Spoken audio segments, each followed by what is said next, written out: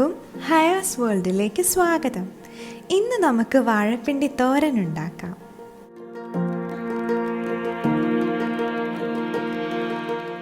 നമ്മുടെ ടെറസിലുള്ള വാഴയാണ് വെട്ടുന്നത്.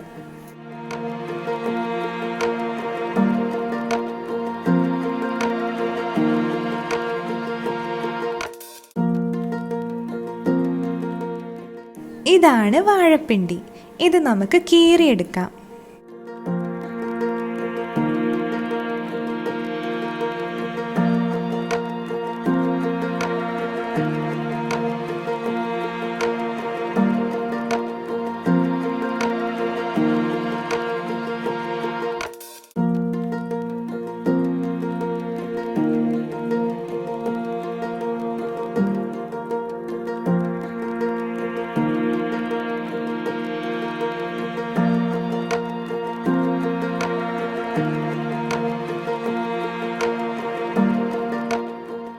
ഇതാണ് പിണ്ടി.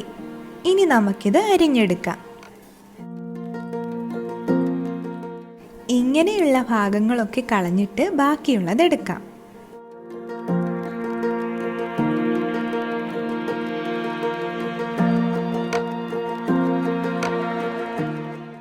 ഇങ്ങനെ വട്ടത്തിലരിഞ്ഞ് നൂല് പോലെ വരുന്നത് വിരൽ കൊണ്ട് ഇങ്ങനെ ചുറ്റിയെടുത്ത് മാറ്റാം.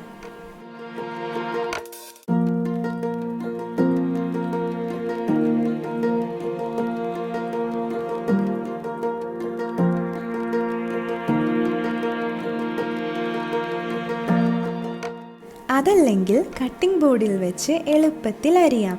എന്നിട്ട് നൂല് പോലെ വരുന്നത് വിരൽ കൊണ്ട് മാറ്റിയെടുക്കുക.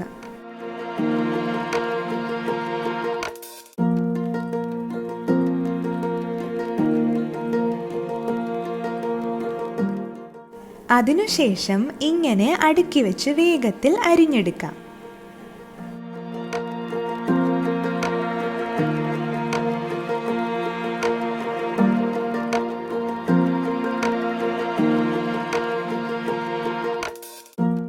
അങ്ങനെ എല്ലാം അരിഞ്ഞു കഴിഞ്ഞു. അത് മാറ്റിവെക്കാം.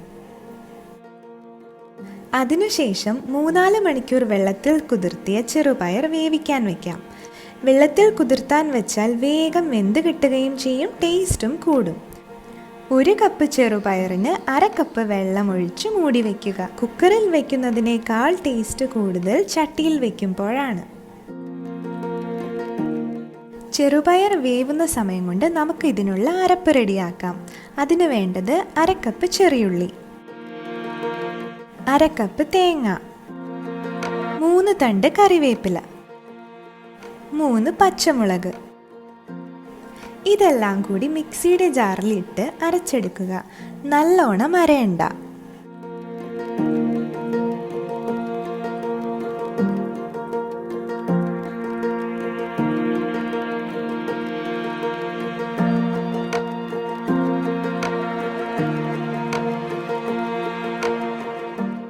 ഈ സമയം കൊണ്ട് ചെറുപയർ പകുതി വേവായിട്ടുണ്ടാവും. അതിലേക്ക് 1 ടീസ്പൂൺ മഞ്ഞൾപ്പൊടി ഇടുക. അരിഞ്ഞു വെച്ച പിണ്ടിയും കൂടി ഇട്ട് കൊടുത്ത് ഇളക്കുക.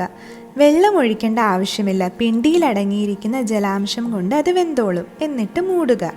കുറച്ചു കഴിഞ്ഞ് മൂടി തുറന്ന് ഇളക്കി കൊടുക്കുക.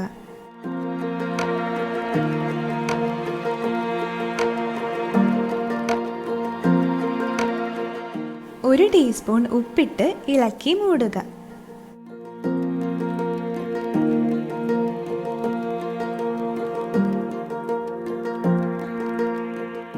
കുറച്ച് സമയം കഴിയുമ്പോൾ തുറന്നു നോക്കുക.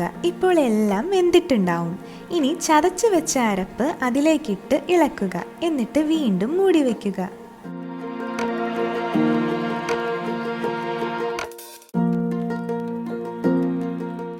ഇനി താളിക്കാം. അതിനായിട്ട് ആദ്യം എണ്ണ ഒഴിച്ചു കൊടുക്കുക. എണ്ണ ചൂടാകുമ്പോൾ കടുകിടുക. കടുക് പൊട്ടിക്കഴിയുമ്പോൾ കറിവേപ്പില കൂടി ഇട്ട് കൊടുക്കുക. താളിച്ച് ഇതിലേക്ക് ഒഴിച്ച് ഇളക്കുക.